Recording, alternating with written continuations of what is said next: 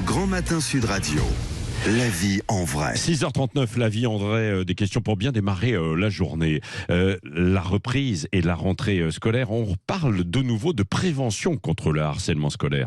Un peu partout, il y a des décisions qui sont prises, il y a des protocoles qui sont mis en place. L'Académie de Toulouse, par exemple, affirme que le harcèlement sera l'une des priorités cette année. Et ça passe par le travail d'associations. Par exemple, comme les Outsiders qui sont sur place. Et nous sommes avec le président de cette association, Hakim Mazouz. Bonjour.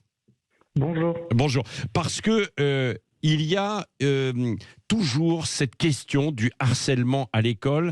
Est-ce qu'il y en a plus aujourd'hui ou alors est-ce que c'est parce qu'on en parle davantage, Hakim Mazouz? Moi, je pense que c'est parce qu'on en parle davantage, justement. Oui.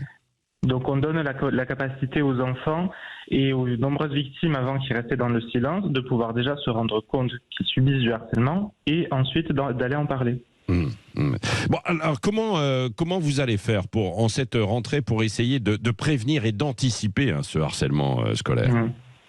Alors, le travail est sur 2 points. Il y a un axe où ce sont les établissements scolaires qui développent leurs propres méthodes et qui mettent en place différentes méthodes éducatives, comme la méthode de la préoccupation partagée, Oui.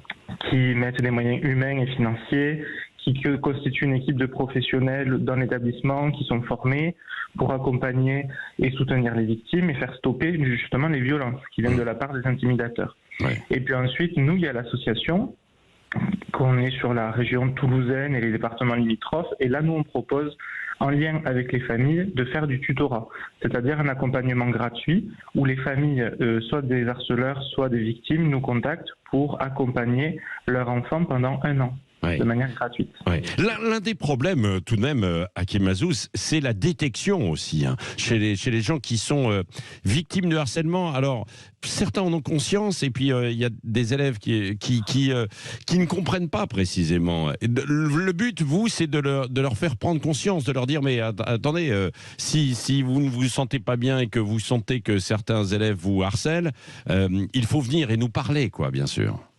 Justement, oui.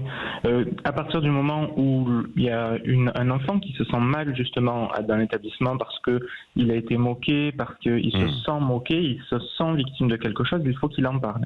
Et il y a des numéros de signalement, des plateformes d'écoute, il y a le 3018 quand on subit du cyberharcèlement. Oui, mais attendez, Hakim Mazouz, le 30-18 ans, en fait, c'est très bien, mais un gamin de 13 ans, s'il est harcelé, est-ce que vous pensez qu'il va faire cette démarche, lui? Déjà, il faut qu'il en parle à ses parents ou qu'il en parle aux professeurs. Et bien souvent, ils ont du mal à en parler, bien sûr, non? Oui, justement. Alors, le 3018, ça existe sous forme d'application, c'est adapté à des jeunes. Et puis après, il y a bien sûr la voie la plus simple, c'est d'aller en parler dans l'établissement si la victime, elle a la confiance pour le faire et qu'elle se sent de le faire. Oui.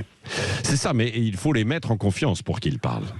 Oui, mais justement, il y a un travail qui a été considérablement développé par l'éducation nationale pour former des professionnels au sein de chaque établissement et leur permettre aux jeunes d'aller en parler. Qui sont ces professionnels? Alors, n'importe quel adulte d'un établissement scolaire. Mais c'est-à-dire un professeur, c'est qui? Oui, un professeur qui peut être un référent, quoi, c'est ça? Exactement, c'est ça. Ça peut être un professeur, un surveillant, n'importe quel adulte de l'établissement peut être formé pour accompagner et soutenir la victime. Oui. Un dernier mot, Hakim Mazouz, parce que évidemment vous faites un travail remarquable dans ces associations. Il faut chercher aussi et déceler, bien sûr les harcelés, mais les harceleurs également. Est-ce qu'il y a un profil type des harceleurs? Non, il n'y a pas de profil type de harceleur. C'est-à-dire que c'est la notion de groupe qui fait qu'il y a du harcèlement. Voilà, c'est-à-dire que bien souvent, il y a une cible qui ne répond pas forcément à une première brimade, et puis on a après la notion de groupe avec une personne qui a fait une blague, le reste du groupe rigole, et puis à partir de là, on rentre dans une situation qui va se répéter, c'est du harcèlement.